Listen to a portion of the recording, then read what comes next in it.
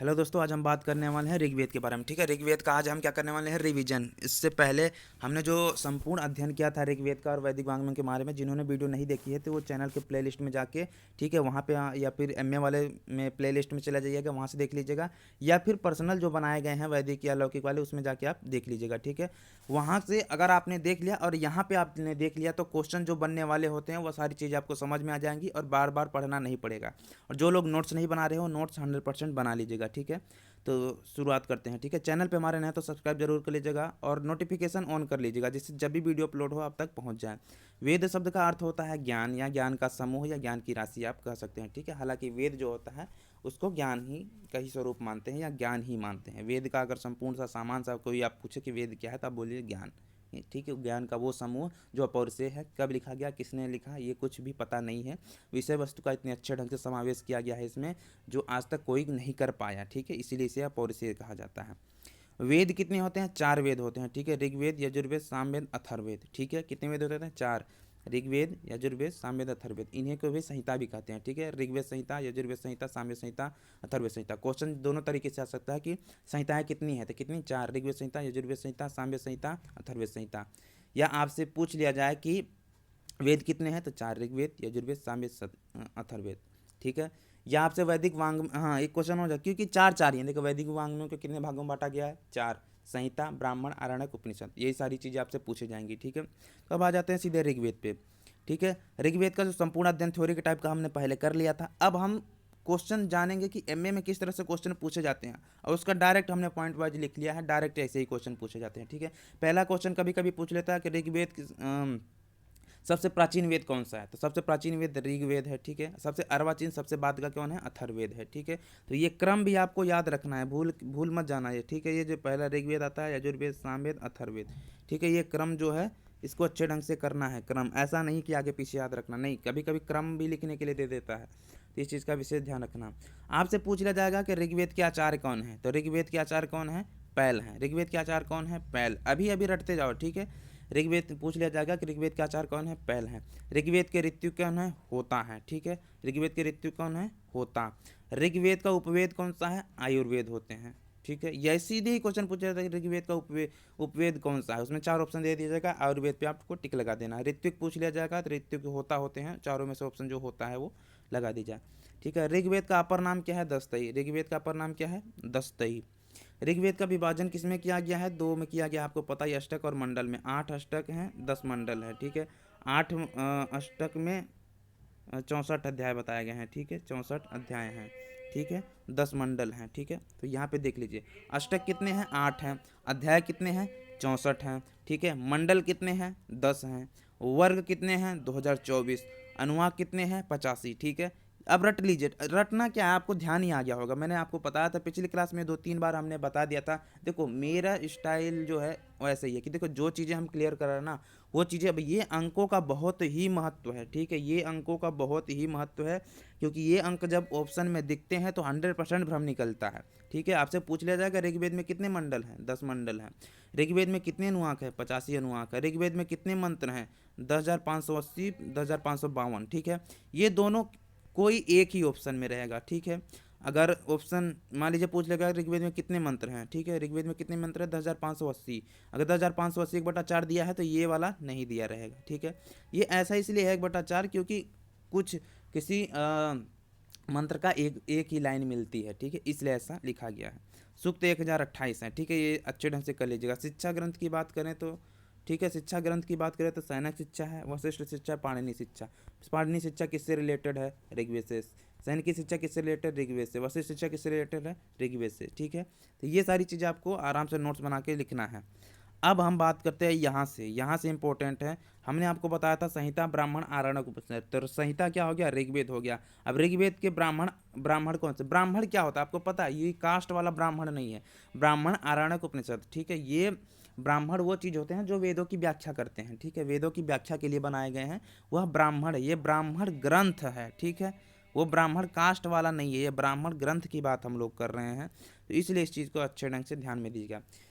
तो ऋग्वेद के ब्राह्मण कितने हैं, 2। हम पहले भी बताता है, एतरे ब्राह्मण और कौशिक ब्राह्मण। कभी कभी इसका अध्याय पूछ लिया जाता है, तो एतरे ब्राह्मण में 40 अध्याय हैं, कौशिक ब्राह्मण में 30 अध्याय हैं, ठीक है। ऐतरेय कौशिकी दोनों में तीनों में होते हैं, ब्राह्मण में भी ऐतरेय कौशिकी, आरण्यक में भी ऐतरेय कौशिकी, उपनिषद में भी ऐतरेय कौशिकी, ठीक है। हाँ, उपनिषद उसमें भी ऐतरेय और कौशिकी ही है, तो इस चीज़ का विशेष ध्यान दीजिएगा, ठीक है। 1 मिनट लगता है, ये थोड़ा हैंग हो गया है।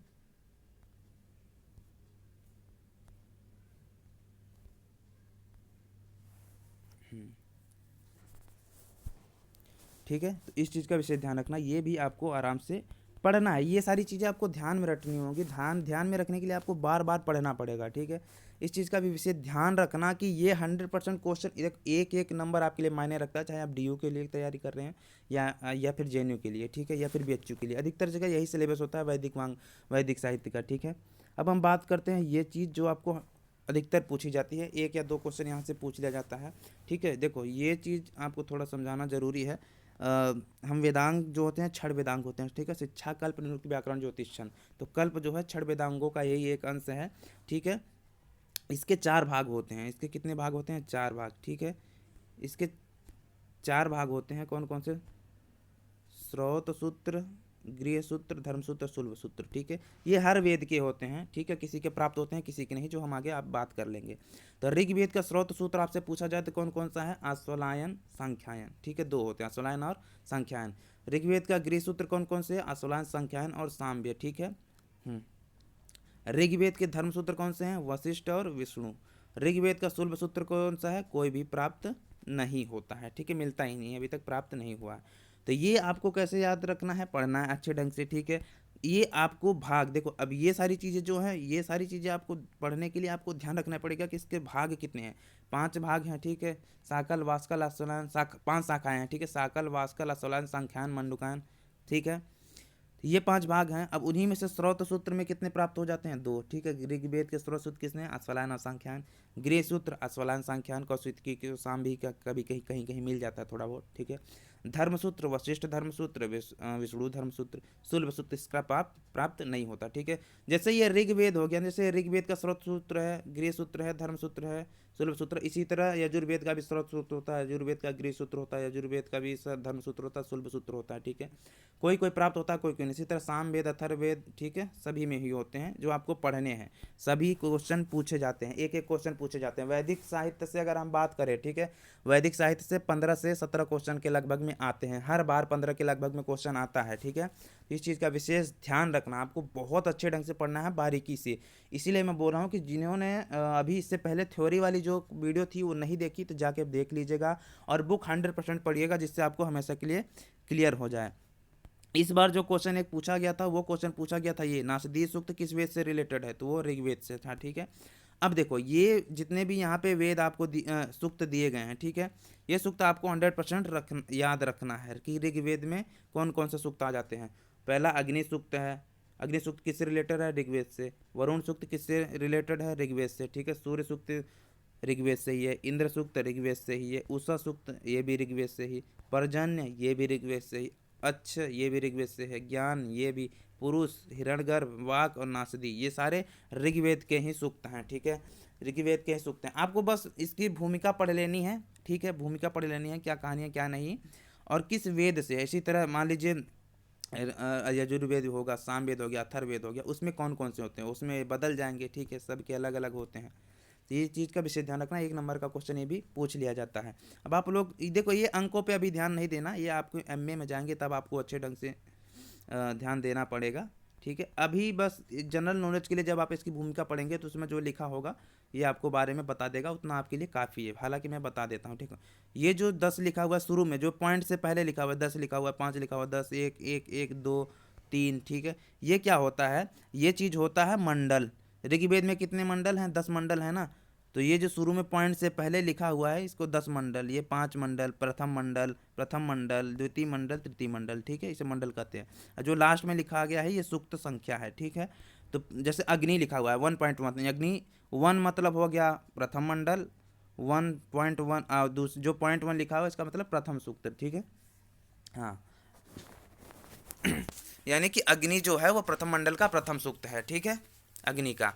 इसी तरह वरुण का हो गया प्रथम मंडल का 22.5 जो सूक्त है वो वाला, वरुण सूक्त है। बहुत सारे सूक्त होते हैं, सभी में होते हैं, ठीक है। अधिकतर यहाँ से ही क्वेश्चन बनते हैं। आपको ऋग्वेद से बात करें तो 2 या 3 क्वेश्चन आपको ऋग्वेद से देखने को मिल जाएंगे। हर वेद से 2-2 3-3 क्वेश्चन और वैदिक से 1-2 क्वेश्चन, ठीक है। तो 4-3-12, 4 वेद हो गए तो 12 क्वेश्चन ऐसे हो गए। बचे 3 क्वेश्चन, 3 क्वेश्चन जो हो गया वो सामान्य रूप से आपसे पूछे जा सकते हैं। किससे? ये वैदिक वांग में से। वो क्रम लिखने के लिए दे देगा कि संहिता, ब्राह्मण, आरण्यक, उपनिषद का क्रम। इसलिए बोल रहा हूँ कि याद रखना, पहले संहिता है, फिर ब्राह्मण है, फिर आरण्यक है, फिर उपनिषद है वैदिक वांग्मय का, ठीक है। भाग कितने होते हैं, कौन कौन से हैं, ये सारी चीज़ें आपको रट लेनी पड़ेगी, ठीक है। नेक्स्ट वीडियो जो आएगी वो आएगी यजुर्वेद पे। आशा करता हूँ कि सारी चीज़ें आपको पसंद आई होंगी। जो लोग नोट्स नहीं बना रहे हैं बना लीजिएगा, ठीक है। वीडियो को लाइक कीजिए, अपने दोस्तों तक शेयर कीजिए।